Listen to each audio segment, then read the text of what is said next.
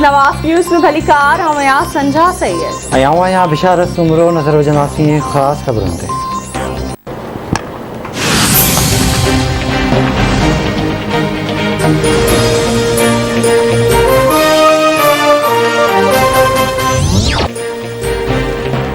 दादू जी अदालत उमेरुबाग चांडियो जे टिन घर भातन जे कत्ल केस में PPMPA सरदार चांडियो और बुरहान चांडियो के जवाबदार करार ॾेई छॾियो।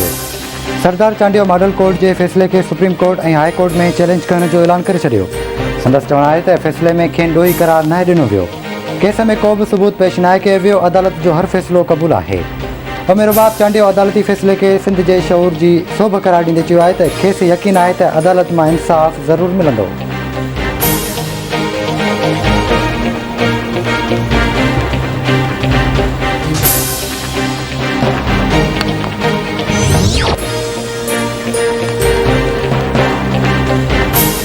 सिंध हुकूमत मकानी चूंडनि में जेतरी देर कंदी असांखे ओतरा वधीक वोट मिलंदा। माज़ी जी हुकूमत कराची लाइ को वॾो मंसूबो नाहे ॾिनो। 13 सालनि खां कराची शहर खे बहितर करण जी ज़िम्मेवारी पीपल्स पार्टी जी हुई।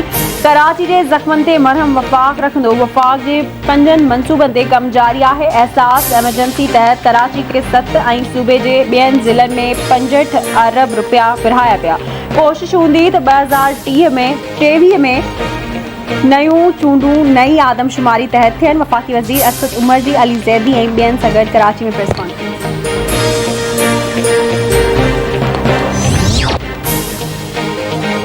नून लीग वज़ीर आज़म हाउस के धांधली जो हेडक्वार्टर करार ॾेई छॾियो। नून लीग की तर्जुमान मरियम औरंगज़ेब जो चवणु आहे त इलेक्शन कमीशन के एतिराज़नि बावजूद जो जवाबु ॾिनो वञे। जॾहिं आवाज़ उथारियूं था त चवनि था NRO न ॾींदासीं। नून लीग आवाम खे ॿुधायो त EVM इलेक्शन फ्रॉड आहे।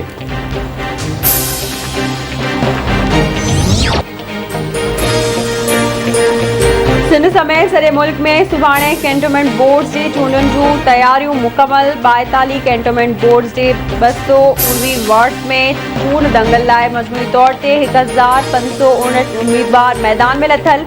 1,97,741 वोटर्स पंहिंजे वोट जो हक़ इस्तेमाल कंदा। इलेक्शन जो सामान पहुचायो वियो। सिक्योरिटी जा इंतज़ाम सख़्त। पाकिस्तान के बानी कायदे आज़म मोहम्मद अली जनाह की 73वीं वरसी इंतहाई अक़ीदत और एहतराम से मल्हाई पई वञे।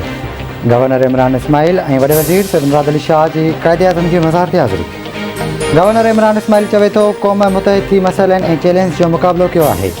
पाकिस्तान एक मज़बूत और पुरअमन अफ़गानिस्तान जो ख़्वाहिशमंद है। पाड़ेसरी मुल्कनि से दोस्ताना लाॻापा पाकिस्तान के मफ़ाद में आहिनि। पाकिस्तान चाहे तो अफ़गान क़ौम पंहिंजो फ़ैसिलो पाण करे। कायदे आज़म के उसूलन ते मुल्क के खुशहाल बणाईंदासीं। CPEC पाकिस्तान लाइ इंतहाई ज़रूरी है। वॾे वज़ीर जो चवणु आहे त असांखे कायदे आज़म के मिशन के पूरो करणो आहे। गॾिजी मुल्की मफ़ाद लाइ कमु करण की ज़रूरत है। कश्मीर में भारतीय ज़ुल्मनि की मज़म्मत कयूं था।